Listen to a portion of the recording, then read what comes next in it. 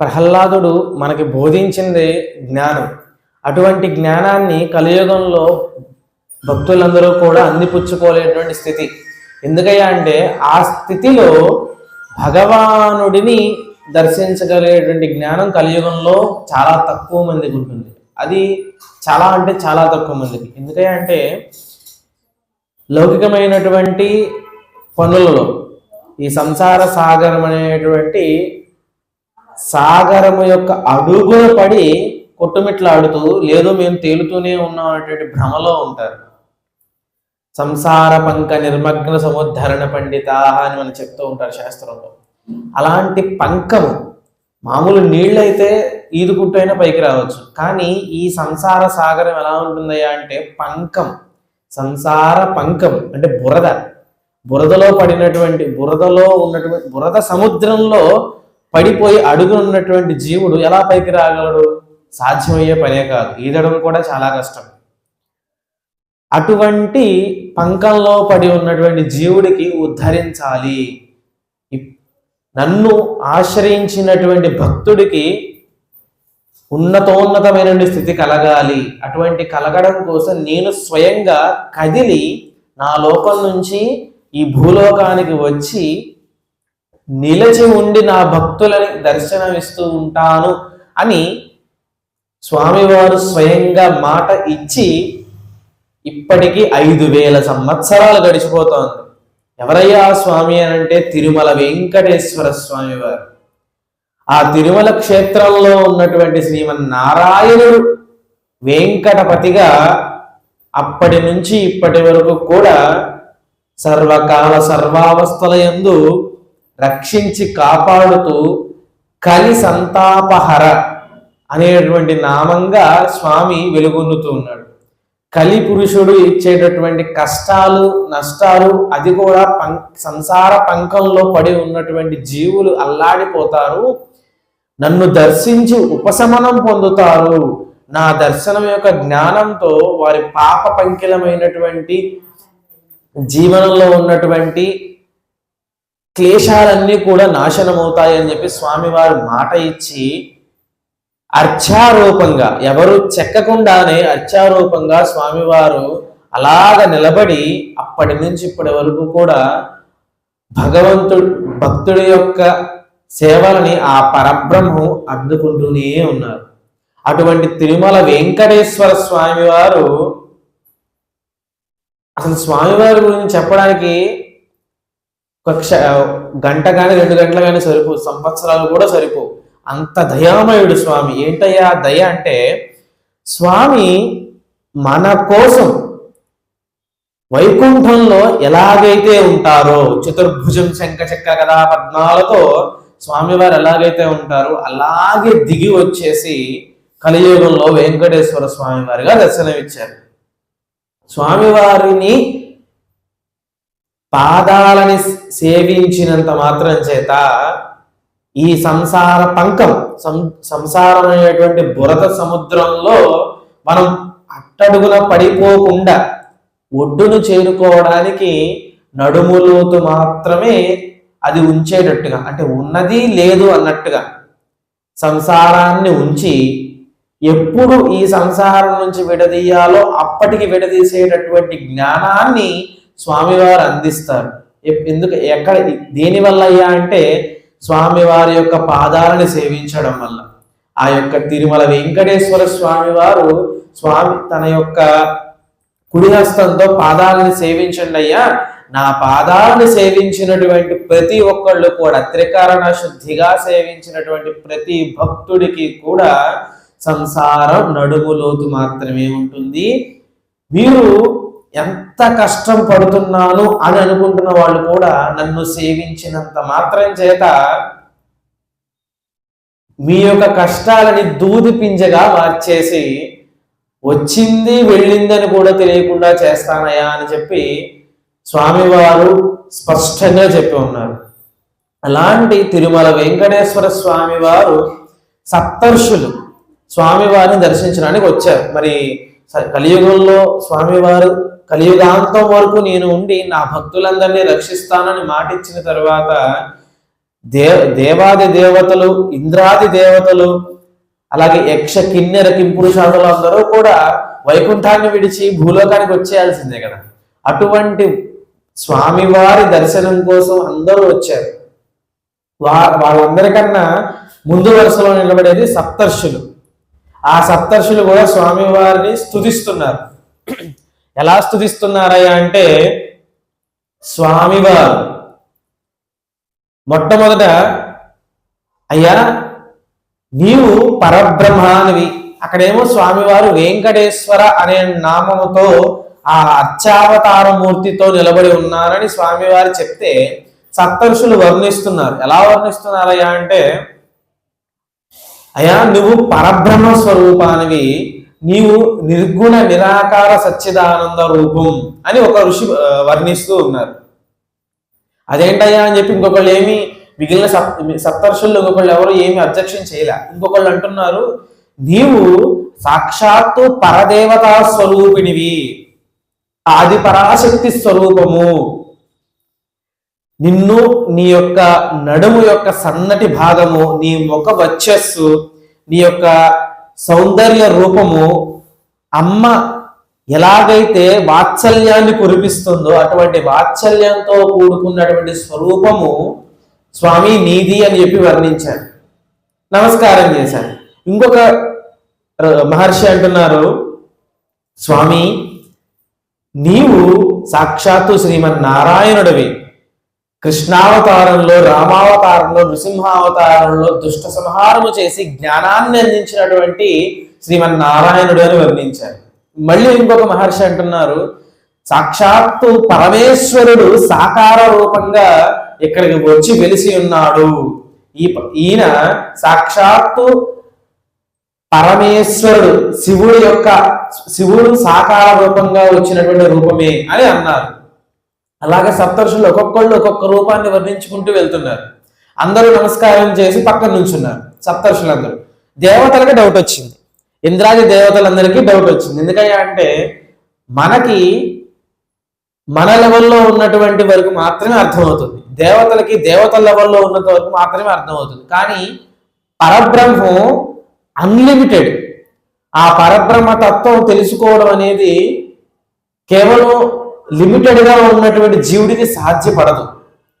జీవుడు అంటే మనము ఒక 100 ఏళ్ళు బ్రతుకుతాం, దేవతలు కల్పాంతం వరకు బ్రతుకుతారు. కల్పాంతం తర్వాత పరబ్రహ్మంలో లీనమైపోతారు. మనం ఎలాగైతే ఈ జీవాన్ని విడిచి 100 ఏళ్ళ తర్వాత వెళ్ళిపోతామో, అలాగే కల్పాంతంలో ఇంద్రాది దేవతలందరూ కూడా పరబ్రహ్మంలో కలిసిపోతారు. మళ్ళీ పునరుత్పత్తి జరిగినప్పుడు మాత్రమే మళ్ళీ వాళ్ళు వస్తారు. అలాగే వాళ్ళకు కూడా అంత ఉంది, వాళ్ళ బుద్ధికి కూడా కొంత లిమిటేషన్ ఉంది.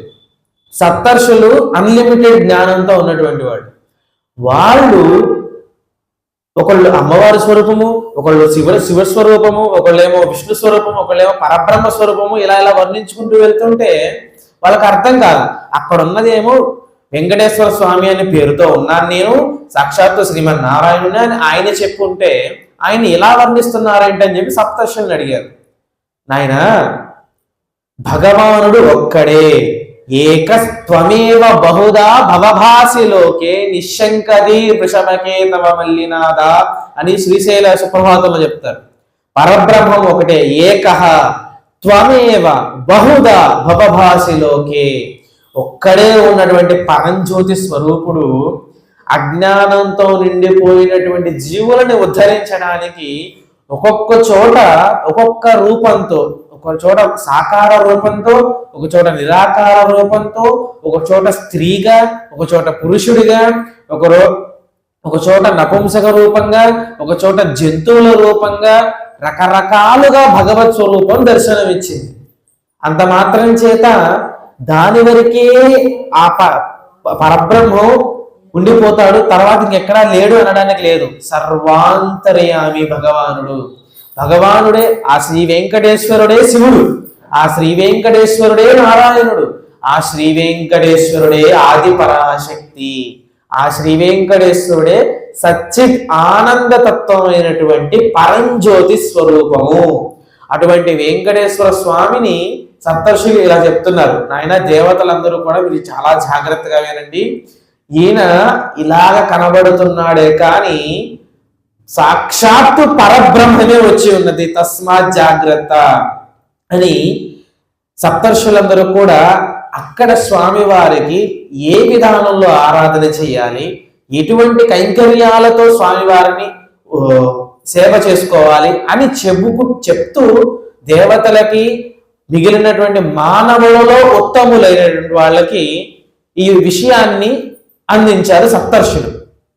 దానిలో భాగంగా విష్ణుమూర్తికి వైష్ణవ ఆగమంతో ఆరాధన చేస్తారు, కానీ వెంకటేశ్వర స్వామి వారికి వైఖానస విధానం, వైఖానస మహర్షి ఈ యొక్క జ్ఞానాన్ని అందరికీ సప్తర్షులు అందించారు. ఆ వైఖానస మహర్షి స్వామివారిని ఏ విధంతో ఆరాధన చేయాలి, ఎలా ఆరాధన చేయాలి, ఎప్పుడెప్పుడు ఎటువంటి ఉత్సవాలు, యజ్ఞాలు, యాగాలు ఇటువంటివన్నీ చేయాలి అని ఒక విధానాన్ని ఏర్పాటు చేశారు. ఆ విధానంలో స్వామివారిని ఆరాధన చేస్తూ ఉంటారు. అటువంటి విధానం ఒక వర్గానికి సంబంధించినటువంటి వారికి మాత్రమే అనుకుంటారేమోనని సప్తర్షులు వివరంగా కింద స్థాయిలో అసలు ఏమీ తెలియదు, ఎంకన్నా గోవింద నారాయణ అంటే తప్ప ఏమీ తెలియదు అనేటటువంటి వాళ్ళకి కూడా స్వామివారి దయ సంపూర్ణంగా అందడానికి సప్తర్షులు ఇచ్చినటువంటి జ్ఞానం ఏంటయ్యా అంటే 7 శనివారాల వ్రతం. దాన్ని వెంకటేశ్వర దీక్షా కల్పం అని కూడా చెప్తారు. కల్పము అని వచ్చింది అని అంటే అది ఋషి ప్రోక్తమై ఉంటుంది, ఋషుల చేత చెప్పబడి శాస్త్ర విహితమైనటువంటి కర్మ అయితేనే కల్పము అంటారు. మనకి శ్రావణ మాసంలో చేస్తుంటారు వరలక్ష్మి వ్రతం, వరలక్ష్మి వ్రత కల్పం. అలాగే సత్యనారాయణ స్వామి వ్రత కల్పం. కల్పము అని ఎక్కడైతే వినబడుతుందో అది పురాణాలలో ఋషుల చేత వివరించబడినటువంటి భగవంతుడి యొక్క ఆరాధన విధానంలో ఒక భాగం. అది దాన్ని మార్చడానికి కుదరదు, ఎన్ని సంవత్సరాలైనా అదే విధానంగా ఆరాధన చేయాలి. దానికి కొన్ని కథలు ఉంటాయి. మందబుద్ధితో ఉన్నటువంటి మానవులకి ఆ కథల చేత జ్ఞానము, భగవద్ ఆరాధన చేత ఆ రూపం మీద దృష్టి, ఏకాగ్ర చిత్తము, అలాగే అక్కడ చేసేటటువంటి మండపారాధన, కలశ స్థాపన, వీటి వలన ఈ దేహానికి కావలసినటువంటి శక్తి, అంటే ఇంగ్లీష్లో చెప్పాలి అని అంటే cosmic energy power to attract in that place. ఆ కలశ స్థాపన, మండపారాధన అవన్నీ చేయడం ద్వారా మంత్రపూరితమైనటువంటి జలాలతో ఆ యొక్క కలశంలోకి భగవత్ శక్తిని ఆవహింపజేస్తారు. దానివల్ల మనకి అక్కడ ఉన్నటువంటి ఆ ప్లేస్ లో ఉన్నటువంటి జనులకి ఆ కాస్మిక్ ఎనర్జీ పవర్ అట్రాక్ట్ అవ్వడం వల్ల దానిలో ఉన్నటువంటి శక్తి తరంగాలు మానవ దేహానికి చాలా ఉపయోగకరంగా ఉంటాయి, బుద్ధిని ఏకాగ్ర చిత్తంలో పెంచడానికి ఉంటాయి. అదేవిధంగా శ్రీమన్ వెంకటేశ్వర స్వామి వారి వ్రతకల్పం ఒకటి అత్యద్భుతమైనటువంటి వ్రతకల్పం. దానికి కూడా ప్రతి వ్రతానికి కూడా పూజా విధానం ఒకటే, కలశ స్థాపన, మండపారాధన, భగవత్ స్వరూపం మారుతుంది, ఆ స్వరూపానికి తగ్గట్టుగా ఆరాధన మారుతుంది అంతే. ప్రతి కల్పానికి 5 కథలు ఉంటాయి. ఆ 5 కథలు కూడా చాలా అత్యద్భుతంగా ఉంటాయి, ఒక్కొక్క దానికి ఒక్కొక్క విధానంలో ఉంటాయి. అటువంటి విధానాలలో శ్రీమన్ వెంకటేశ్వర స్వామి వారి వ్రతకల్పం 7 శనివారాల వ్రతకల్పం అనే దాంట్లో ఉంటుంది. దాన్ని ఒకసారి అర్థం చేసుకునే ప్రయత్నం చేద్దాం. వ్రతం అనేది 7వ శనివారం చేస్తారు. ఇది స్త్రీ పురుష నపుంసకులు భేదభావం ఏది లేకుండా ప్రతి ఒక్కళ్ళు కూడా శ్రద్ధాభక్తులతో ఆరాధన చేయొచ్చు.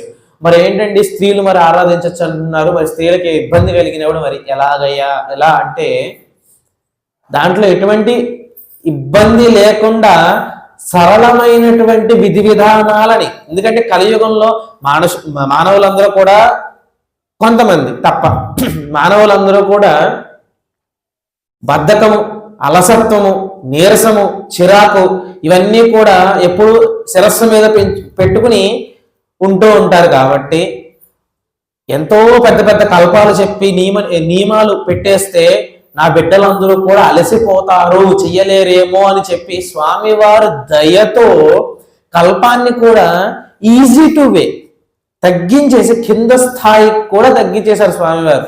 ఎలాగయ్యా అంటే, ఎప్పుడైతే 7 శనివారాల వ్రతం చేయాలని సంకల్పించుకున్నారో మన ఇంట్లో పూజా మందిరంలో భగవంతుడి దగ్గరికి వెళ్ళి సంకల్పం చెప్పుకోవాలి. స్వామి, ఇప్పటి నుంచి 7 శనివారాల పాటు నీ యొక్క వ్రతాన్ని చేయడానికి నేను సంకల్పించుకుంటున్నాను.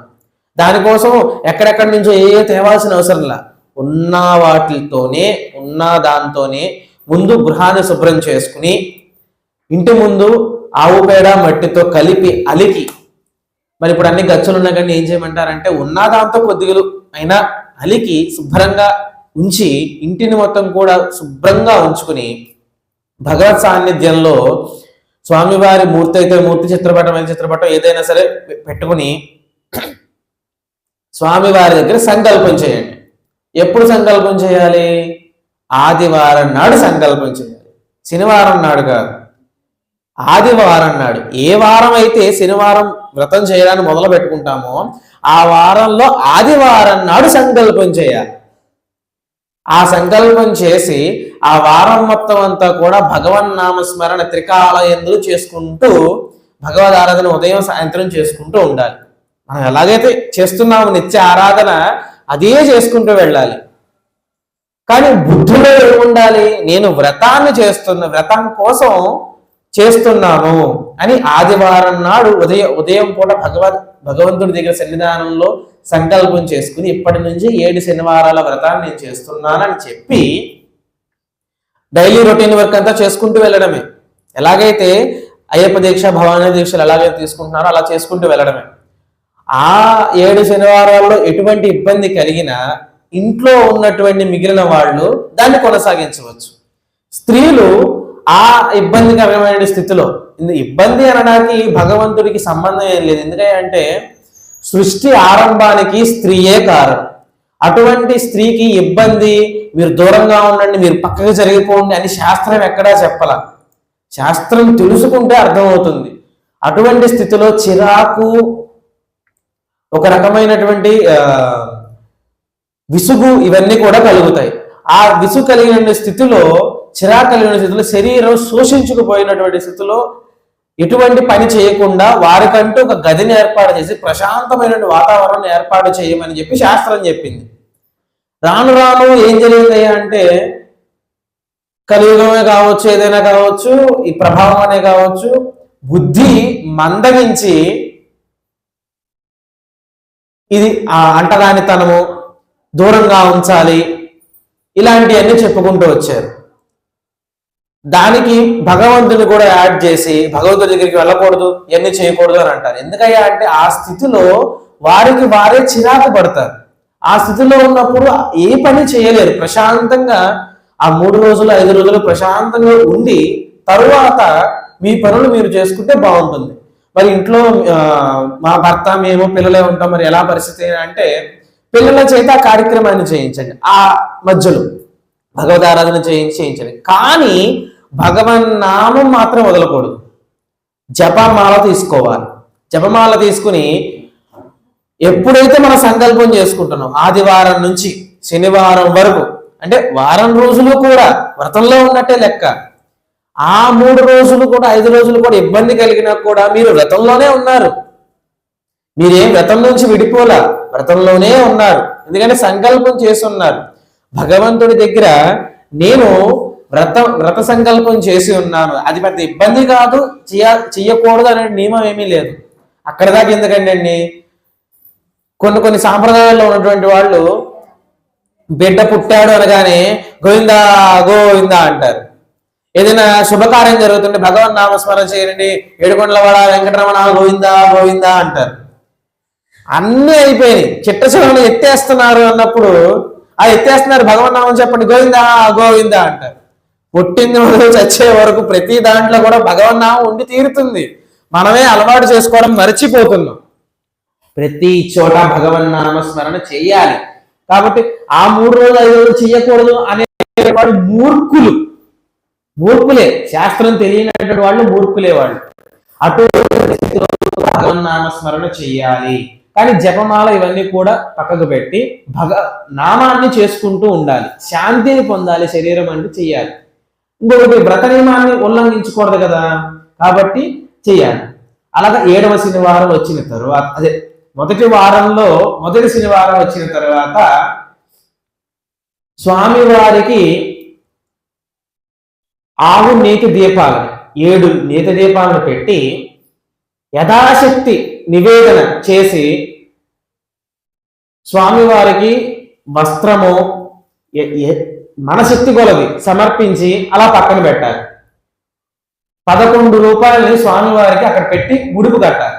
శనివారం నాడు ముడుపు కట్టి స్వామివారి యొక్క స్తోత్రాలని ఆదివారం నాడు సంకల్పం చేసుకున్నాం, శనివారం నాటికి వచ్చాం.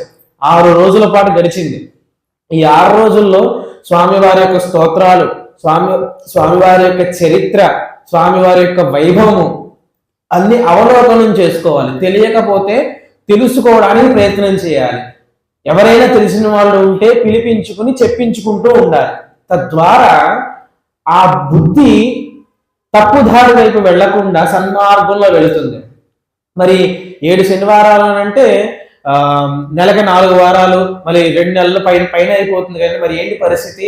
గృహస్థాశ్రమంలో ఉన్న వాళ్ళ పరిస్థితి ఏంటి? ధర్మంలో ఉన్నంత కాలం తప్పే లేదు, తప్పు కాదది. గృహస్థాశ్రమంలో అన్నిటినీ సంపూర్ణంగా స్వీకరించవచ్చు, ఎటువంటి ఇబ్బంది లేదు గృహస్థాశ్రమంలో ఉన్నటువంటి వాడికి. అదే బుద్ధి వక్ర మార్గంలో తిరిగినటువంటి జీవుడు ఉంటాడు చూశారు, అలాంటి జీవుడికి వేరే కన్ను వేరే స్త్రీ పైకి మళ్ళింది అని అంటే అది దోషం అవుతుంది. అటువంటి స్థితిలో ఉన్నటువంటి వాడికి అది పాపం అవుతుంది. అదే ధర్మపత్ని వివాహం చేసి పెద్దలు ధర్మపత్నిని అందించిన తరువాత ధర్మపత్ని చేత ధర్మాన్ని అనుసరించడం తప్పు కాదు. అది వ్రతంలో కూడా భాగం. ఎందుకంటే అది ధార్మికమైనటువంటి స్థితి. ధర్మబద్ధంగా మీకు ఒక ముడి వేశారు, ఆ ముడిని ధర్మబద్ధంగా జీవనంలోకి తీసుకువెళ్ళాలి. అలాగా 7 శనివారాల వ్రతమే, ధార్మికమైన జీవనం ధార్మిక విధమే, భగవన్నామస్మరణే. ప్రతి నిత్యము కూడా భగవంతుడి యొక్క చరిత్రని బుద్ధిలో తిప్పుకుంటూనే ఉండాలి. పలానా తొండమాన్ చక్రవర్తి అట, పలానా ఒక కొండలు చేసేటటువంటి ఒక భక్తుడట, అలాంటి భక్తుల కథలు, ఇలాంటి భగవంతుడి యొక్క చరిత్ర, భాగవతము, ఇలాంటివన్నీ కూడా బుద్ధిలో తిప్పుకుంటూనే ఉండాలి. అలాగే ప్రతి శనివారం యథాశక్తి 11 రూపాయలు స్వామివారి నివేదన చేసి 11 దీపాలను వెలిగించి యథాశక్తి పూజా కైంకర్యం చేసుకుని స్వామివారి చరిత్రని ఏదో ఒక కథ తీసుకుని చరిత్ర చేసుకోవాలి. అలా చేసుకుంటూ ప్రతి వారం అంతా కూడా నిత్య ఉదయం సాయంత్రం దీపారాధన శనివారం నాడు ఘనంగా చేసుకుంటూ 7వ శనివారం వచ్చిన తరువాత యథాశక్తి బ్రాహ్మణోత్తములను పిలిపించుకుని వాళ్ళ చేత అసలైనటువంటి వ్రతకల్పాన్ని సశాస్త్రీయంగా కలశ స్థాపన, మండపారాధన, ఇవన్నీ ఎలాగైతే శాస్త్రంలో కల్పంలో చెప్పబడిందో అలాగే చేయించుకుని వ్రతం కథలో 5 కథలు ఉంటాయి. ఆ కథలని యాజ్ ఇట్ ఈజ్ గా కథలని శ్రద్ధాభక్తులతో విని స్వామి వారికి ఏవైతే ముడుపులు కట్టుకుంటూ వచ్చారో ఆ ముడుపులన్నీ కూడా స్వామివారి క్షేత్రమైన తిరుమలకి వెళ్ళి సకుటుంబ సపరివార సమేతంగా మొత్తం ఎంతమంది అయితే వెళ్ళాలనుకుంటున్నారో అంతమంది కూడా మనకి మాలాధారణ తీసుకుంటారు. వెంకటేశ్వర స్వామి వారి మాలాధారణ. అలాగా 7వ శనివారం మొదటి ఆదివారం వస్తుంది చూశారు, ఆ వారంలో అయితే కుటుంబం మొత్తం అంతా కూడా అటువంటి పసుపు వస్త్రాలను ధరించి శుద్ధి అయి ఆ ఆదివారం నుంచి 7వ శనివారం వరకు చేసి వ్రతం పూర్తయిన తరువాత సకుటుంబంగా కూడా కుటుంబం అంతా కూడా స్వామివారి దగ్గరికి వెళ్ళి ఆ ముడుపుని వేసి, స్వామి 7 శనివారాల వ్రతాన్ని త్రికరణ శుద్ధిగా ధార్మికమైనటువంటి జీవన విధానంలో మేము ఆచరిస్తూ మేము ఈ ముడుపుని చెల్లించుకుంటున్నాయా అని చెప్పి స్వామి వారిని చెల్లించుకోవాలి. అలాంటి ముడుపు చెల్లించుకున్నటువంటి భక్తులు కోకొల్లలు ఈ వ్రతకల్పాన్ని 7 శనివారాల వ్రతకల్పము అని ఒక చోట చెప్తారు, ఇంకోటి వెంకటేశ్వర వ్రతకల్పం అని కూడా చెప్తారు. రెండు పేర్లతో ఎక్కువ వాడుతూ ఉంటారు లోకంలో. ఈ వ్రతకల్పము సప్తర్షులు దేవతల చేత చెప్తే దేవతలు మానవోత్తములైనటువంటి పెద్దలకి చెప్తే తద్వారా అక్కడి నుంచి మన దాకా వచ్చింది. ఇదంతా కూడా మనకి అష్టాదశ పురాణాలలో వెంకటేశ్వర చరిత్రలో మొత్తం అంతా కూడా వస్తుంది. స్వామివారి చరిత్ర, స్వామివారి వైభవము, స్వామివారి యొక్క వ్రతం. ఖచ్చితంగా కలియుగంలో వ్రతకల్పం చేసి తీరాలి. ఎందుకయ్యా అంటే 7 శనివారాలు చేయలేకపోయినప్పటికీ కూడా ఏదో ఒక వారం, దానికి శనివారమే రావాల్సిన అవసరంలా, ఆదివారమా సోమవారమా ఏ రోజైనా సరే వ్రతాన్ని చేసుకోవడానికి ఈ పలానా తిథి పలానా రోజు అంటూ ఏమీ లేదు. చెప్పాం కదా, కలియుగంలో స్వామివారు కింద స్థాయికి దింపేశారు. రూల్స్ అండ్ రెగ్యులేషన్స్ ఎక్కువ పెట్టలే. స్వామివారు దయతో కరుణతో మనకి అందించాలి, మనల్ని ఉద్ధరించాలి అనేటటువంటి స్వామి దయచేత మీరు ఎప్పుడైనా చేయండి, త్రికరణ శుద్ధిగా చేయండి, నన్ను ఆశ్రయించండి, నా పాదాలను శరణంటండి అని స్వామివారు దయతో వ్రతకల్పాన్ని అందించారు. ఆ వ్రతకల్పంలో ఏం చెప్తారా అంటే, ఒకానొక భక్తుడు స్వామివారి సేవ కోసమని చెప్పి ఇంటి నుంచి కొంత ధనాన్ని, తాను పండించినటువంటి ధాన్యాన్ని తీసుకుని వస్తున్నాడు. దారిలో దొంగల దోపిడీ జరిగింది. ఉన్నదంతా కూడా తీసుకెళ్ళిపోయారు. దారిలో వాళ్ళు అప్పట్లో మనలాగా పేటిఎంలు, ఫోన్పేలు ఏమీ లేవు కదా. ఆ స్థితిలో ఉన్నదాన్ని మూటా ముల్లి సర్దుకెళ్తారంటారు కదా. మూటా అంటేనేమో ధాన్యము, బట్టలు, ముళ్ళు అని అంటే ధనం. మూటా ముల్లి సర్దుకుని వెళ్ళాడు. దారిలో దొంగల దోపిడీ జరిగింది, పోయింది. తనకి తినడానికి కూడా తిండి లేదు, అరణ్యమైనటువంటి స్థితి. ఆ స్థితిలో ఏమీ దొరకనండి, జంతువులు వచ్చి పీకుతాయో ఏంటో ఏమీ తెలియదు. అటువంటి స్థితిలో స్వామి వారిని త్రికరణ శుద్ధిగా ప్రార్థన చేశాడు. స్వామి, నిన్ను నమ్మి నీ కోసం నేను వస్తున్నా, ఈ సమయంలో ఇలాంటి ఇబ్బంది కలిగింది, మరి నువ్వు నన్ను ఉద్ధరించకపోతే నేనేమైపోతాను? నువ్వు తప్ప నాకు దిక్కులేదు. అన్యథా శరణం నాస్తి త్వమేవ శరణం మమ. నేను ఎవరిని ఆశ్రయించలేదు, నీ కోసమే నేను వస్తున్నాను. నీ దర్శన భాగ్యం కలిగించాలని కలగాలని వస్తున్నాను. కానీ నాకు ఇటువంటి క్లేశం కలిగింది, ఈ క్లేశాన్ని నన్ను ఉద్ధరించు తండ్రి అని త్రికరణ శుద్ధిగా ధార్మికమైనటువంటి జీవన విధానం చేసినటువంటి భక్తుడు అడిగాడు. ఎలాంటి భక్తుడు? త్రికరణ శుద్ధిగా సేవ చేస్తూ భగవత్ కైంకర్యం చేయాలి అనేటువంటి భావన కలిగినటువంటి భక్తుడు. అలాంటి భక్తుడైతేనే స్వామివారు చూస్తారట. అలాంటి భక్తుడు అడగగానే స్వామివారు ఒక వృద్ధుడి రూపంలో వచ్చి ఇంత ముద్ద పెట్టి, నాయన ఇటు నుంచి పక్కకు వెళ్ళు, దగ్గరలో ఊరు ఉంటుంది అని చెప్పారు.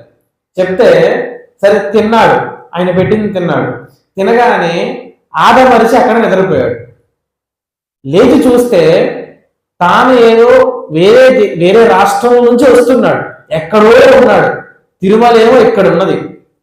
కళ్ళు తెరిచి చూసేసరికి స్వామివారి గుమ్మం ముందున్నాడు. ఎక్కడో ఉన్నటువంటి ఆ జీవుడు ఏంటి, స్వామివారి గుమ్మం ముందు ఉండడం ఏంటి? ఆ 7 ద్వారాలు దాటి స్వామివారి గుమ్మం ముందు ఉండి స్వామివారి కళ్ళు తెరిచి చూడగానే స్వామివారు అలా దర్శనమిచ్చారు. అప్పుడు అర్థమైంది, నా తండ్రి నా కోసం ఈ 7 కొండలు దిగి నాకింత ముద్ద పెట్టి నన్ను కాపాడి ఇక్కడి దాకా నన్ను తీసుకొచ్చాడా నా తండ్రి అని. కథ ఇంకా చాలా పెద్దగా ఉంది, క్లుప్తంగా చెప్తున్నాను. అలా భక్తుడు ఆనందించాడు. అలాంటి భక్తులలో ఒక భక్తుడు కదా ఏంటయ్యా అంటే, స్వామివారు తప్ప వేరే దిక్కు లేదు. అటువంటి భక్తుడు కుండలు చేసుకుంటూ ఉండేవాడు. మట్టి పాత్రలు చేసుకు, అప్పట్లో మట్టి పాత్రలే కదా అందరూ వాడేది. మట్టి పాత్రలు చేసుకునేటువంటి వాడు. ఉదయం లేవగానే మట్టితోనే పని. గూట్లో చిన్న స్వామివారు మట్టి బొమ్మ ఉంది. ఆ మట్టి బొమ్మ దగ్గర గూట్లో 2 పువ్వులు పెట్టాడు. అలాగే తన విద్యని భగవంతుడికి ప్రతిరోజు సమర్పించుకునేవాడు. ఏంటయ్యా విద్య అంటే, ఆ కింద కొద్ది మట్టి కాళ్ళతో పసపస తొక్కేసేవాడు మట్టిని. అదే మట్టిని తీసి పువ్వులు చేసేవాడు. మట్టితో పువ్వులు చేసి, స్వామి నీకు నా విద్యను నివేదన చేస్తున్నా అని ఏదో అంబలో ఏదో ఒకటి వాళ్ళకుండేది. అదే పూరి గుడిసె, నిత్యం కష్టం చేసుకునేటువంటి జీవుడు. అటువంటి స్థితిలో ఆ వ్యక్తి ఆ మట్టి పువ్వులను పెట్టి ఏదో అంబలు పెట్టి ఉన్న దాంట్లో చేసుకుంటున్నాడు. మట్టి తొక్కుంటూ తన పని తాను చూసుకుంటూ ఉన్నాడు. అలాంటి జీవుడి ఇంటికి స్వామివారు 7 కొండలు దిగి వచ్చాడు. ఎలాగంటే తొండమాన్ చక్రవర్తి అనే చక్రవర్తి ఇప్పుడు ఉన్నటువంటి దేవాలయాన్ని నిర్మాణం చేశారు. ఇప్పుడు ఉన్నటువంటి ప్రస్తుత దేవాలయం మనకి ఇత్తడి ద్వారం నుంచి మనం లోపలికి వెళ్తాం కదా, ఆ ప్రాకారం మొత్తం అంతా కట్టించింది తొండమాన్ చక్రవర్తి. అటువంటి చక్రవర్తి దేవతలందరూ కూడా వాళ్ళ కిరీటాలు తీసి లోపలికి వెళ్ళి తల ఉంచుకుని లోపలికి వెళ్తున్నారు. నేను కట్టినటువంటి గుడి అని గర్వం వచ్చింది. నేను కట్టినటువంటి గుడి కాదు, స్వామివారు దయచేత నాకు అనుగ్రహిస్తే కట్టించినటువంటి గుడి తప్ప ఎవరైనా కట్టగలరా స్వామివారి గుడి? కానీ ఆయన ఏమనుకుంటాడంటే గర్వంతో నేను కట్టించిన గుడిలో ఇంద్రుడు ఇంద్రాది దేవతలు కూడా తల ఉంచుకుని లోపలికి వెళ్తున్నారు. అబ్బా నేను గుడి, నా గుడి, నేను రోజు కూడా బంగారు పూలతో పూజ చేస్తాను అని గర్వం వచ్చిందా నాన్న? వస్తే నేను ఎలా పంపాలో నాకు తెలుసురా నాయన అంటాడు స్వామి. ఆయన ఎక్కడ ఎప్పుడు ఎక్కడ ఎలా తొక్కాలో తెలుసు, ఎప్పుడు ఎక్కడ ఎలా ఉద్ధరించాలో తెలుసు. అలాంటి స్వామి ఎలాగ ఉద్ధరిస్తాడో తొక్కుతాడో అనేది కూడా మనం ముందు చెప్పుకుందాం కథలోనే. అయితే ఆ తొండమాన్ చక్రవర్తి ప్రతిరోజు వచ్చేటట్టే వచ్చాడు, బంగారు పువ్వులు తీసుకొచ్చాడు. వాడిన పువ్వులు వాడడట, ఎందుకంటే మహారాజు చక్రవర్తి కదా, వాడిన పువ్వులు వాడడు.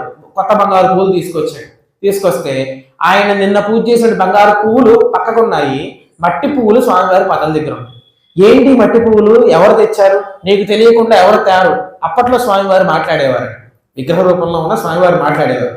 స్వామి నేను మా బంగారు పూలతో పూజ చేస్తే ఎవరు పక్కకు పెట్టారు, ఈ మట్టి పూలు ఎవరు పెట్టారు, నువ్వెలా ఒప్పుకున్నావు? నేను బంగారు పూలతో పూజ చేస్తే నువ్వు పక్కకు పెడుతుంటే వాళ్ళు నువ్వెందుకు ఒప్పుకున్నావు? చూడండి స్వామివారిని ఎలా బెదిరిస్తున్నాడు. భగవంతుని కూడా బెదిరించేస్తారు, భగవంతుని కూడా అదుపులో పెట్టేస్తారు. అయ్యి నువ్వు అక్కడ ఆగు అని చెప్పేస్తారు. వెంగమాంబ మహాభక్తురాలు స్వామివారిని నడుము కట్టేసి ఆవిడ ఆశ్రమంలో కూర్చోబెట్టేసుకుంది. ఆవిడ భాగవతము కృష్ణుడి కథలు చెప్తుంటే ఆవిడ బాగా చెప్తుంది అని చెప్పి తెలుగులో పద్యాల రూపంలో రాసేది ఆవిడ. భాగవతం వెంకటేశ్వర స్వామి వ్రతకల్ప సంస్కృతంలో ఉన్నదని తెలుగులో రాసింది. అది నేను చెప్తాను నువ్వు రా అంటే ఉదయం అంతా కూడా భక్తుల దగ్గర ఉండి సాయంత్రం దగ్గరికి వస్తాను అన్నాడు. వెంగమాంబ దగ్గరికి వచ్చేసి కూర్చునేవాడు. ఎలాగా? అలాగే సాకార రూపంలో వచ్చేవాడు కాదు, చిన్న పిల్లల రూపంలో వచ్చేవాడు. వచ్చేసి కూర్చుంటే ఇదిగో నువ్వు అప్పుడు చేసినా చూసావా, అది మొత్తం పద్యం చెప్తున్నాడు విను, ఈ పద్యం అయ్యే వరకు నువ్వు కదిలా ఉంటే ఊరుకోను. చూడండి భక్తులు భగవంతుని ఎలా బెదిరించేస్తారు. నేను ఈ గంట మొత్తం అయ్యే వరకు కదిలా ఉంటే ఊరుకునేది లేదు, ఒకటే కూర్చొని వెంగమాంబ గారు బెదిరించేవాళ్ళు స్వామివారిని. సరే సరే సరే అని చెప్పేసి ఎక్కడ అండపిండ బ్రహ్మాండాలు సృష్టించి స్థితి చేసి లయం చేసిన పరబ్రహ్మ స్వరూపము సరే సరే సరే అని చెప్పేసి తలూపుతుంటే కథ చదువుతుంది నాకు నేను ఎప్పుడు ఆ స్థితిలోకి వెళ్తానా అనిపించేది. వెంగమాంబ గారు ఆ స్థితిలో స్వామివారిని అనుభవించేవాడు, కూర్చుని కథలు చెప్పేవాడు. ఆయన కథలు ఆయన చెప్తుంటే ఆయన ఇట్లా పెట్టుకుని వినేవాడట. ఒకనొక సమయంలో దేవాలయం ఓపెన్ అయిపోతుంది, బ్రాహ్మీ ముహూర్తం అయిపోతుంది, దేవాలయం ఓపెన్ చేయడానికి అర్చకులు వచ్చేసారు. మరి నేను వెళ్ళిపోవాలి, స్వామి ఇక్కడ ఉన్నాడంటే అక్కడ లేడు, అంతే కదా, ఇక్కడ ఉన్నాడంటే అక్కడ లేడు. స్వామివారి కట్టినట్టు పంచ ఈ చిన్న బాలుడు కృష్ణుడి దగ్గర ఉంది, అక్కడ సాకార రూపంలో ఉన్నటువంటిది. అయితే నువ్వు ఎక్కడికి వెళ్తున్నావు, ఎక్కడే ఉన్నానంటే వద్దు వాళ్ళు వచ్చేస్తున్నా నేను వెళ్ళాలంటే కథ ఇంకా పూర్తవలేదు, వెళ్ళకుండా కూర్చో అంటే పట్టుకుంది. ఎక్కడికి వెళ్ళిపోతావు, ఎక్కడే కూర్చో అని చెప్పి పట్టుకుంటే పంచి పట్టుకుంది. పంచి పట్టుకోగానే లాక్కుని పీకుంటే పంచి చినిగిపోయింది, చిన్న మొక్క చినిగిపోతే సరే అని చెప్పి పరిగెత్తుకుంటూ వెళ్ళిపోయాడు. దేవాలయం ఓపెన్ చేయగానే చినిగిపోయిన పంచి ఉంది, స్వామివారికి కట్టినటువంటి పంచలో చినిగిపోయిన పంచి. మీరు తాళాలు వేసుకుని వెళ్ళారు, ఎక్కడ చినిగిపోయింది ఏంటి అని అంటే స్వామివారు అప్పుడు చెప్పారు, మా అమ్మ దగ్గర ఉంది వెళ్ళి తెచ్చుకోండి, ఈ మిగిలిన మొక్క మా అమ్మ దగ్గర ఉంది వెళ్ళి తెచ్చుకోండి. అమ్మ అన్నాడు పరబ్రహ్మం. పరబ్రహ్మమే భక్తుల్ని బంధువులు చేసుకుంటారు. మా అమ్మ దగ్గర ఉంది వెళ్ళి తెచ్చుకోండి అని అంటే పరుగున వెళ్ళి వెంగమాంబ దగ్గరికి వెళ్ళి అమ్మ స్వామివారి పంచ మొక్క ఉండిపోయింది అమ్మ, అదిగో అక్కడ పెట్టాను తీసుకోండి అని. చూడండి భగవంతుడు అంత లీలా దయామయుడు. అలాంటి వెంగమాంబ లాంటి భక్తుల్లో ఇలాంటి ఒక భక్తుడు. అయితే తొండమాన్ చక్రవర్తి గర్వంతో ఉన్నటువంటి వాడికి చెప్పాడు, నా భక్తుడు ఈ కొండ నుంచి 7 కొండలు దిగుతావు కదా, అల్పిరు నుంచి అటు నుంచి ఇటు తిరిగి అలా కొంత దూరం వెళ్ళి దారి స్పష్టంగా చెప్తున్నాడు స్వామి. తొండమాన్ చక్రవర్తికి దారి చెప్తున్నాడు. ఇక్కడ నుంచి అటు వెళ్ళి ఆ ఊరిలో ఆ వీధిలో ఆ 5వ ఇంట్లో నా భక్తుడు ఉన్నాడు, అతని ఇస్తే తెచ్చుకున్నాడయ్యా. ఆహా, నా భక్తుడు ఉన్నాడా, అబ్బా మేము భక్తులు కాదైతే ఎంత భక్తుడో నేను చూస్తానని చెప్పి చక్రవర్తి, మామూలుగా చక్రవర్తి బయటకు వచ్చాడంటే మంది మాగది గజము ఏనుగులు ఇవన్నీ కూడా చెప్తూ రాజుగారు వస్తున్నారని అనౌన్స్ చేస్తారు. అనౌన్స్ చేస్తే రాజుగారు వస్తారు. కానీ చక్రవర్తి అసలు ముందు ఆ భక్తుడు ఎవరో చూడాలి, నాకన్నా గొప్ప గొప్ప భక్తుడా అని చెప్పేసి ఏది పట్టించుకోకుండా, రాజు అంటే కిరీటం ఉంటుంది అదొక్కటే, రాజ ఆభరణాలు ఉంటాయి, ఎవరైనా చూస్తే రాజు అని గుర్తుపడతారు అంతే, ఏమీ లేకుండా నడుచుకుంటూ వెళ్ళిపోయాడు. దారి చెప్పాడుగా వెంకటేశ్వర స్వామి గారు. గర్వం వచ్చింది, కోపం వచ్చింది వెంకటేశ్వర స్వామి మీద.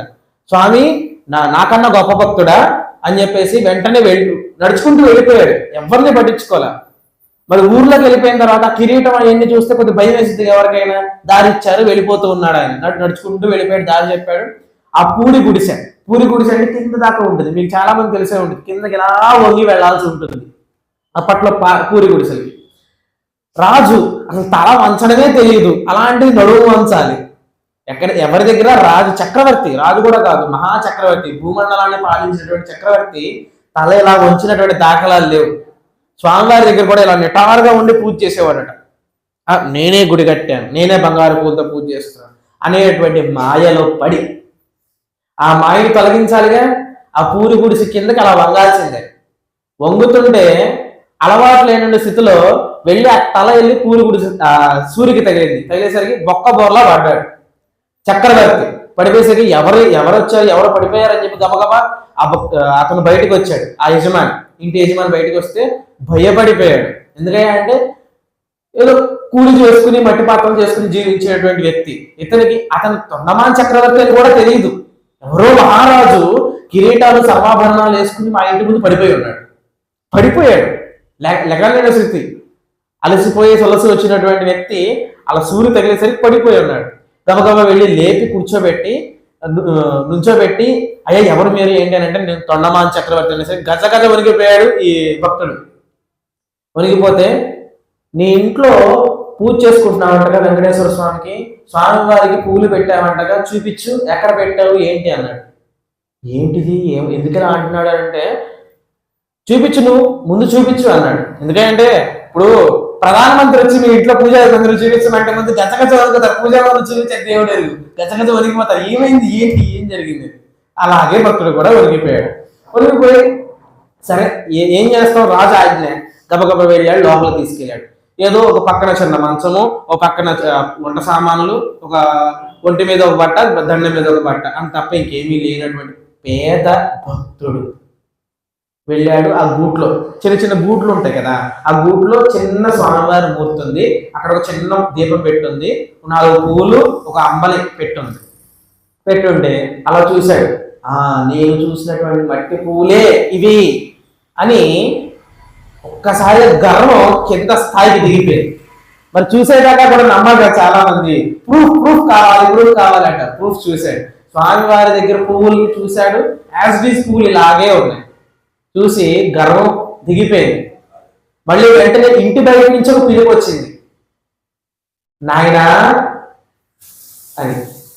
ఆ గొంతు మనుషుల గొంతులాగా వినబడలా, ఏదో అలౌకికమైనటువంటి గొంతులాగా వినబడితే ఎవరో అర్థం కాదు. తొండమాన్ చక్రవర్తికి అర్థమైపోయింది ఆ గొంతు. పరుగున బయటకు వచ్చాడు. చక్రవర్తి పరిగెడతాడని చెప్పి ఈ దంపతులు ఇద్దరు కూడా బయటకు పరిగెత్తారు. ఎవరయ్యా అంటే సాక్షాత్తు శ్రీమన్నారాయణుడు కలిగే ప్రత్యక్ష దైవం వెంకటేశ్వర స్వామి ఆ 7 కొండలు దిగి వచ్చాడు. ఆ భక్తుడి కోసం దిగి వచ్చాడు వెంకటేశ్వర స్వామి. గుమ్మం ముందు నుంచి పిలుస్తున్నాడు. ఆయనకి అడ్డెవరు, ఆపేవాడు ఎవరు? లోపలికి రావచ్చుగా స్వామి గారు. కానీ గృహస్థాశ్రమ ధర్మాన్ని వెంకటేశ్వర స్వామి వారు పాటిస్తున్నారు. గృహం ముందు వరకే, గృహంలో యజమాని పిలిస్తేనే లోపలికి వెళ్ళాలి, ఏ ఇంటికైనా సరే అని స్వామివారు కూడా అలా నిలబడి ఉన్నారు. స్వామివారు వస్తే అమ్మవారు రారా? సిరిగింజెప్పడు శంఖ చక్ర యుగముంచేదో ఈ సంధింపడే పరివారం ముంచీరడని గజేంద్రుడి కోసం ఆ లక్ష్మీదేవిని కూడా మర్చిపోయి వెళ్ళిపోయాడు. కానీ ఇక్కడ మాత్రం లక్ష్మీదేవి మర్చిపోలే. కలియుగం కదా, ధర్మపత్ని సమేతస్య, ధర్మపత్నితో పట్టుకు వచ్చాడు. స్వామి వారిని ఆరాధించిన వాళ్ళకి లక్ష్మీ కటాక్షానికి లోటు ఉండదు అన్నట్టు ఇదే నిదర్శనం.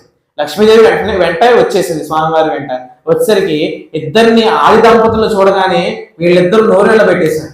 నా తండ్రి నా కోసం వచ్చాడా అని చెప్పి అలా నోరల్లో పెడితే ఇంకా కుమిలిపోయాడు తొండమాన్ చక్రవర్తి. నా ఇంటికి కనీసం రాను కూడా రాల స్వామి, దారి చెప్తే నేను వచ్చాను, నా వెంటనే వీళ్ళిద్దరు అమ్మ అయ్య ఇద్దరు కూడా వచ్చారని చెప్పేసి గర్వం పోయి బాధ పెరిగింది. అయ్యే నేను ఈ స్థాయికి లేనే, ఇతని ఈ స్థాయికి ఉన్నాడే అని అంటే లోపలికి రావచ్చా అని అంటున్నాడు భక్తుడి స్వామివారు. ఏం చెప్తాడు? పరమాత్మ పరంజ్యోతి స్వరూపుడు సాకార రూపంగా అమ్మ అయ్యలుగా వచ్చి గుమ్మ ముందు నిలబడి రావచ్చా అంటే రావద్దు అని చెప్పగలిగే ధైర్యం ఎవరికైనా ఉంటుందా? ఆనంద భాష్పాలతో ఇద్దరు దంపతులు స్వాగతం పలికితే స్వామివారు కూడా అలాగే సూర్య కిందకు వంగి వచ్చారు. అమ్మ అయ్య ఇద్దరు వంగి లోపలికి వస్తే ఆనందం పట్టలేకపోయారు ఇద్దరు కూడా. నా ఇంట్లోకి నా తండ్రి సాకార రూపంతో వచ్చి ఉన్నాడు. మరి అక్కడైతే పట్టు పీతాంబరంలో పెడతారు, లడ్డూ లాంటి మహానైవేద్యాలు పెడతారు.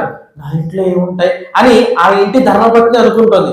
మరి ఇంటికి వచ్చిన వాళ్ళకి సేవ చేయాలి, ఏం పెట్టాలి మేమే ఒక పూట తిండి ఇంకో పూట పస్తులు ఉండేటువంటి జీవులు, ఏం పెట్టాలి అని ఈవిడ తపన పడిపోతుంది.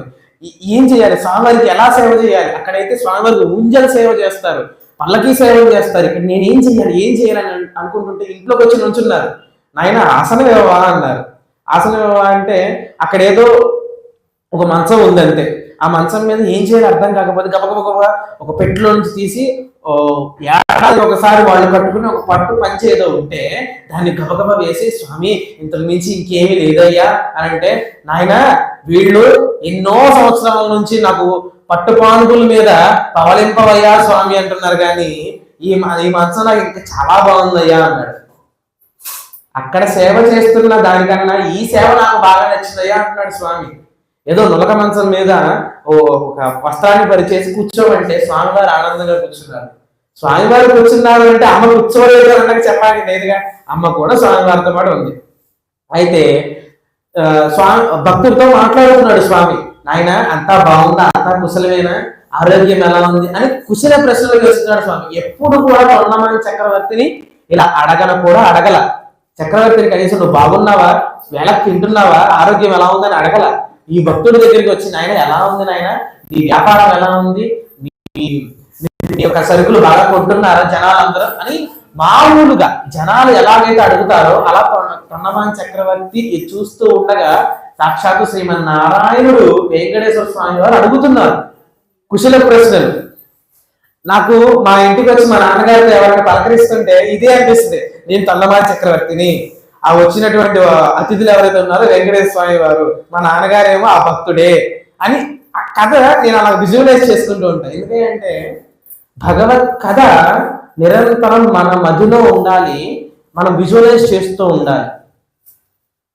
ఎప్పుడు ఇంటికి ఎవరైనా అతిథులు వచ్చారంటే నేను అలా పక్కన నుంచి ఉంటా, నేను తొండమాన్ చక్రవర్తిని, నా అతిథులేమో సాక్షాత్తు వెంకటేశ్వర స్వామి గారు, మా అమ్మ నాన్నేమో ఆ భక్తులు ఇద్దరు. మా అమ్మ వెంటనే నీళ్ళు పాలు మజ్జిగ కూడా తీసుకొస్తుంది. అలాగే ఈ భక్తురాలు కూడా ఉంది. ఏం తేవాలి, ఏమి ఇవ్వాలి, నా స్వామికి ఏమి ఇవ్వాలి అని అనుకుంటున్నటువంటి స్థితిలో, అమ్మా 7 కొండల నుంచి దిగి అలసిపోయి వచ్చానమ్మా, ఏదైనా దాహం ఇవ్వవా, ఏది వెంకటేశ్వర స్వామి గారు ఏదైనా దాహం ఇవ్వవా అని అడిగారు. దాహం అంటే అల్లాడిపోతుంది, ఏమి ఇవ్వాలి స్వామికి, ఏమి ఇవ్వాలి, అక్కడ వచ్చే పరమాన్నాలు పెడతారు నా స్వామికి, మంత్రపూరితమైన నివేదనలు చేస్తారు, నేనేం పెట్టగలనంటే వెంటనే ఏంటమ్మా ఏమైంది అని చెప్పేసి ఆది పరాశక్తి మహాలక్ష్మి వంటగదిలోకి వెళ్ళింది. అన్నపూర్ణాదేవి స్వరూపం వంటగదిలోకి వెళ్తే, అదిగో అమ్మ అంబలు ఉంది కదా, అంబలు తీసుకురా స్వామివారు అడుగుతున్నారు కదా అని చెప్పంటే, ఏం తేవాలి, మట్టి పాత్రే, మట్టి పిడతలు తప్ప వాళ్ళ ఇంట్లో బంగారు పాత్రలు ఏమీ లేవు. ఆ మట్టి పిడతలోనే తీసుకొచ్చి గజ వణికిపోతూ స్వామివారి దగ్గర తీసుకొచ్చి, ఇది తప్ప నేను ఏం పెట్టలేకపోతున్నాను కానీ ఏదో పెట్టాలి, స్వామివారు ఇది నేను ఇచ్చేయాలి అనుకుంటారు కదా, అలాగే అనుకుంటున్న స్థితిలో ఆ స్వామివారికి ఇవ్వాలి అనుకుంటూనే ఏం ఇవ్వలేకపోతున్నాడు, బాధ భయం రెండూ కలిసిపోతున్నటువంటి ఆ భక్తుడు ఆ అంబలు తీసుకొచ్చిస్తే, మామూలుగా ఇద్దరుంటే 2 గ్లాసుల్లోనే 2 పాత్రల్లోనే ఇవ్వాలి, ఇద్దరు కూర్చున్నారు ఆది దంపతులు. కానీ ఏం పని చేయడం లేదు. నా స్వామి వచ్చాడు, పాత్రలు పెట్టారు. ఆ ఇద్దరు దంపతులు కూడా ఈ 6 దంపతులకు ఇచ్చారు. ఇస్తే స్వామివారు తీసుకున్నారు, కొద్దిగా స్వీకరించారు. అబ్బా నాయనా, నేను కలియుగంలో వచ్చింది మొదలు ఇప్పటి వరకు కూడా ఎవ్వరు కూడా ఇంత అద్భుతంగా అమలు చేసి పెట్టలేదయ్యా, నాకు చాలా బాగుందిరా నాయన అని చెప్పంటే, ఒక్కొక్క చోట ఎక్కడికెక్కడ గర్వాన్ని అక్కడ తుంచాలో తొండమాన్ చక్రవర్తి అలా గర్వాన్ని తుంచేస్తూ ఉన్నాడు స్వామి. పుష్పాల దగ్గర మట్టి పూలు పెట్టారు. నా ఇంటికి రాలేదు కానీ స్వామి ఇక్కడికి వచ్చారు.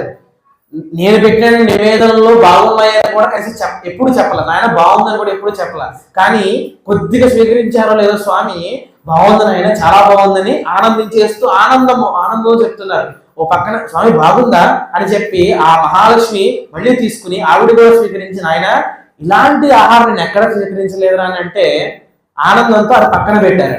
పక్కన పెట్టి స్వామివారికి చేయి కడగరా నాయన అంటే గబగబ వచ్చి ఏదో ఆ మట్టి పాత్రలు కొద్దిగా నీళ్లు తీసుకొని స్వామివారి చేతులు కడిగి పెట్టారు. పెట్టిన తర్వాత కుశల ప్రశ్నలు వేసి, నాయన బయలుదేరతారు నాయన, ఇంక మళ్ళీ నా భక్తులు నా కోసం ఎదురు చూస్తూ ఉంటారు అని చెప్పంటే, ఏం చెప్తారు, ఏదో ఒకటి ఇవ్వాలి నా తండ్రికి అని, ఇంటికి వచ్చిన అతనికి ఏదో ఇవ్వాలనుకుంటారు కదా, ఏదో ఒకటి ఇవ్వాలి నా తండ్రికి అనుకుని అంటే ఒక పక్కన ఆనందము బాధతో కూడినటువంటి తొండమాన్ చక్రవర్తి ఒక పక్కన ఉన్నాడు.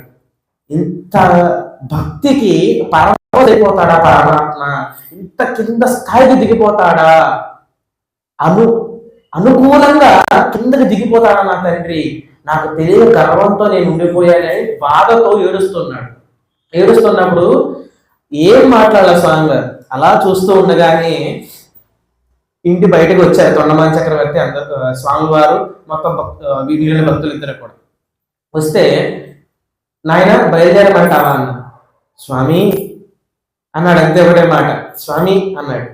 అంటే వచ్చేస్తావా అని అనగానే ఆనందంతో స్వామివారి పాదాల మీద ఇద్దరు దంపతులు పడి స్వామివారిలో ఐక్యమైపోయారు. స్వామివారిలో ఐక్యమైపోవడం అంటే భజగోవింద స్తోత్రంలో శంకరాచార్యులు చెప్తారు, పునరపి జననం పునరపి మరణం పునరపి జననీ జఠరే శయనం ఇహ సంసారే కలుస్తారే కృపయా పారే పాహిమురారే. పుట్టాం, పెరిగాం, చనిపోతాం, మళ్ళీ పాపపుణ్యాల చేత మళ్ళీ పుడతాం, మళ్ళీ పెరుగుతాం, కొంత పాపాన్ని కొంత పుణ్యాన్ని చేస్తాం, మళ్ళీ చనిపోతాం, మళ్ళీ కొంత పుణ్యం పాపం మిగులుతుంది. ఎవరికైతే జీవుడి యొక్క పాప పుణ్యాలు నశించిపోతాయో అటువంటి జీవుడు భగవంతుడిలో ఐక్యమైపోవడానికి సిద్ధమైపోతాడు.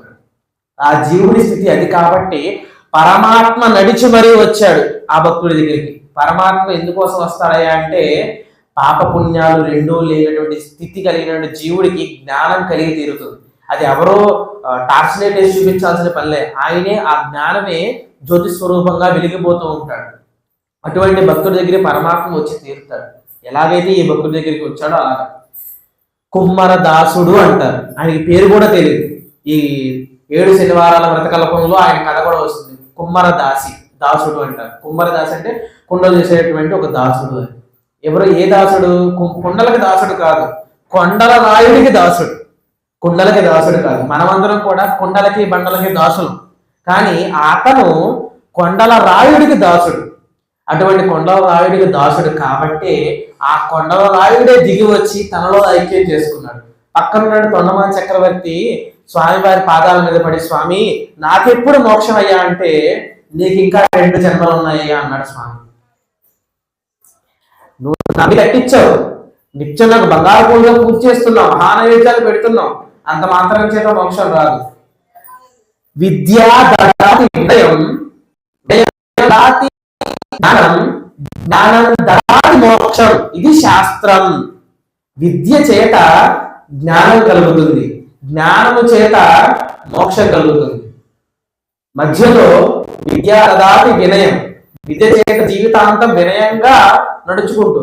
తొండమాన్ చక్రవర్తి వినయంతో నడుచుకోవాలి, గర్వంతో నడుచుకున్నాడు. వినయంతో అంటే నాకు ఎంత ఉండవచ్చు కాక, నేను కోట్ల పడగలెత్తి ఉండవచ్చు కాక, కానీ సమాజమైనటువంటి జీవనంలో ఉన్నప్పుడు అందరితో సమానంగానే ఉండాలి. అలా ఉండకుండా గర్వంతో ఉన్నటువంటి జీవుడు ఎన్ని జన్మలైనా ఎత్తునే ఉంటాడు. కానీ ఇప్పటికైనా స్వామివారు కరుణించాలి, నీకు ఇంకా 2 జన్మల తర్వాత నా సాన్నిధ్యాన్ని పొందుతావని. సరే స్వామి దయామయుడి ఆ 2 జన్మలను కూడా క్షణకాలంలో తీసుకువెళ్ళేటట్టు చూడవయ్యా అని ప్రార్థన చేశాడు. ఆ కుమ్మరదాసుడి యొక్క చరిత్ర ఈ 7 శనివారాల వ్రతకల్పంలో కూడా వస్తుంది.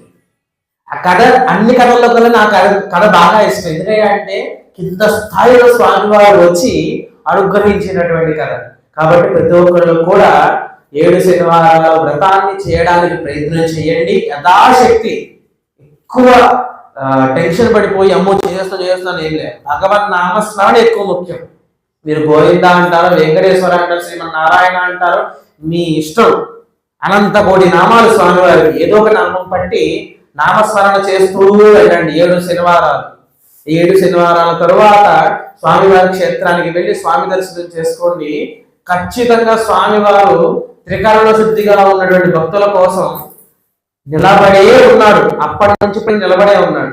ఎవరైనా కొంతమంది భక్తులు ఇప్పటికీ అర్చకులు కొంతమంది చెప్తూ ఉంటారు, స్వామివారి సన్నిధానంలో ఉన్నటువంటి స్వామివారి సేవ చేసేటువంటి స్వామివారికి దగ్గర ఉండేటువంటి అర్చకులు ఎప్పుడు మామూలుగా అనేటువంటి ముఖంతో ఉంటాడంట స్వామి. కొన్ని రోజుల్లో బాగా నవ్వు ఇచ్చుకుపోతుందట. అనేటువంటి నవ్వు బాగా ఎక్కువగా ఉంటుంది స్వామివారికి. మొహంలో కూడా నసలు ఇలా పైకి ఎగురు ఉంటాయంట. మామూలు రోజులు ఇలా నార్మల్ గా ఉంటాయి. అరమోర్పు కన్నులతో ఉంటాడు స్వామి. మనకి ఆదియోగి అని చెప్పేసి స్వామివారు ఎలా ఉంటారు, ఇలా అరమోర్పు కన్నులతో సగం తెరిచినటువంటి కళ్ళతో ఉంటారు. తిరుమల వెంకటేశ్వర స్వామివారు కూడా అలాగే ఉంటారు, అరమోర్పు కన్నులతో ఉంటారు. ఆ అరమోర్పు కన్నులతో ఉన్నటువంటి స్వామివారు కొద్ది కళ్ళు తెరిచినట్టు కనబడుతుంది. అప్పుడు ఎవరో మహాభక్తుడు రాబోతున్నాడు అని అనౌన్స్ చేసి గుడంతా కూడా ప్రతిరోజు శుభ్రం చేస్తారు. ఇంకా బాగా అలంకరించడానికి ప్రయత్నం చేస్తారండి. ప్రతిరోజు స్వామివారి మొహం చూసుకుంటారు. ఎవరైనా కొత్త భక్తులు వస్తే స్వామివారు ఇంకా అలాంటి భక్తులకి దర్శనం ఇస్తారట స్వామి. మనమందరం స్వామివారిని దర్శనం చేసుకుంటాం, అలాంటి భక్తుల్ని స్వామి దర్శనం చేసుకుంటారట. అది స్వామివారి యొక్క దయ. స్వామివారు ఎక్కడ ఎవరిని తొక్కాలో, ఎక్కడ ఎవరిని ఎత్తాలో తెలుసు. ఎలాగయ్యా అంటే లోపల హృదయ స్థానంలో వ్యూహలక్ష్మిగా అమ్మవారు కొలువై ఉండి వ్యూహాన్ని నడిపిస్తూ ఉంటుంది. వ్యూహాన్ని నడిపిస్తుంది అమ్మ. వ్యూహం అని అంటే వీడు కలిలో ఇక్కడ ఈ తప్పు చేశాడు, ఇక్కడే నశించిపోతుంది అని స్వామివారు నిర్ణయం చేస్తుంది. అంత పెద్ద శిక్ష ఒకేసారి వేసేస్తే అల్లాడిపోతాడు బిడ్డ అని లోపల ఉన్నటువంటి అమ్మ వ్యూహంగా చేసి, స్వామి ఆగండి, చేశాడు పోలే, వీడికి ఇన్స్టాల్మెంట్ బేసిస్ లో వీడికి ఆ యొక్క శిక్షను అందిద్దాం అని చెప్పి స్వామివారిని కూల్ చేసి అదే పాపానికి కొంతగా కొంత పుణ్యం కొంత పాపం, కొంత పుణ్యం కొంత పాపం అలా ఇస్తూ వీడిని నడిపించుకుంటూ మన దగ్గరికి తీసుకున్నామని స్వామి అని చెప్పి స్వామి వాళ్ళని కూల్ చేసి వ్యూహాన్ని నడిపించి అమ్మ అక్కడ నిలిచి స్వామి వారితో కలిసి ఉంది. అక్కడ స్వామివారు ఒక్కళ్ళే లేరు, అమ్మ కూడా ఉంది. అమ్మ ఇద్దరు కలిసినటువంటి స్వరూపం. ఇంకొకటి అమ్మవారిని కూడా చెప్పి ముగించుకుందాము. వ్యూహలక్ష్మి విద్య అని చెప్పి ఒక విద్య ఉంటుంది. అక్కడ కోనేరు, పుష్కరిణి అంటారు. కోనేరు కాదు, పుష్కరిణి. మనకి పుష్కరాలు 12 సంవత్సరాలు ఒకసారి మాత్రమే వస్తాయి. కానీ కలియుగ స్వామివారి క్షేత్రంలో పుష్కరిణి, నిత్య పుష్కరిణి, ఎప్పుడు పుష్కరాలు జరుగుతూనే ఉంటాయి. కోనేరులో త్రికరణ శుద్ధిగా ఒక వారం రోజుల పాటు స్వామివారి అనుకుని అన్ని పనులు ముగించి ఒక వారం రోజులు కొండ మీద ఉందామని చెప్పి ఉండి ఉదయము సాయంత్రం కోనేరు దగ్గర స్నానం చేసి అక్కడ వ్యూహలక్ష్మి మంత్రం ఉంటుంది. ఎవరైనా ఇచ్చేవాళ్ళు ఉంటే కదా గురువులు, వాళ్ళ దగ్గరికి వెళ్ళి వ్యూహలక్ష్మి మంత్రాన్ని స్వీకరించి ఆ వ్యూహలక్ష్మి మంత్రాన్ని అక్కడ జపం చేయండి. ఆ పుష్కరిణి దగ్గర అమ్మ మనకున్నటువంటి క్లేశాలను తొలగించి ఇంకా బాగా, ఎందుకంటే సాధన తీవ్రత పెరిగే కొద్దీ అమ్మ అనుగ్రహం అంత బాగా కలుగుతుంది. ఆ స్థలంలో మా గురువులు శ్రీ విద్యోపాసన ఇచ్చి లక్ష్మీ అనుగ్రహం కోసం మాకు ఈ ఉపదేశాన్ని చేశారు. ఈ ఉపదేశాన్ని చేస్తే మేము అక్కడికి వెళ్ళి సాధన చేశాం. సాధన చేస్తే ఆ యొక్క శక్తిని మేము అనుభవించడం జరిగింది. శక్తి కళ్ళకు కనబడదు. మీకు శక్తి ఉందా అని అంటే శక్తి ఉంది, మనందరికీ శక్తి ఉంది, కానీ చూపించండి అంటే చూపించలేం. అలాగే భగవంతుడి యొక్క కైంకర్యంలో శక్తి కూడా చూపించలేం. అది అనుభవైక వేద్యమే తప్ప చూపించలేం దాన్ని.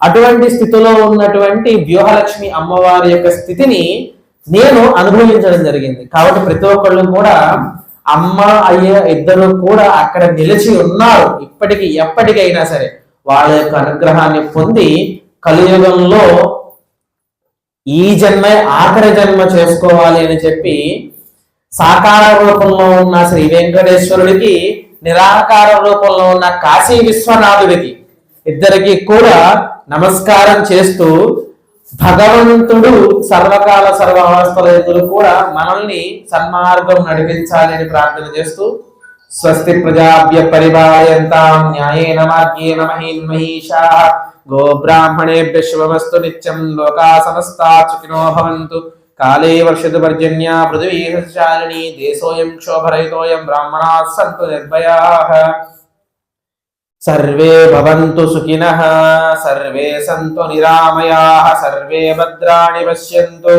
మా కశ్చిత్ దుఃఖభాగ్ భవేత్. ఓం శాంతి శాంతి శాంతి. స్వస్తి. సర్వం శ్రీ గురు చరణారవిందార్పణమస్తు.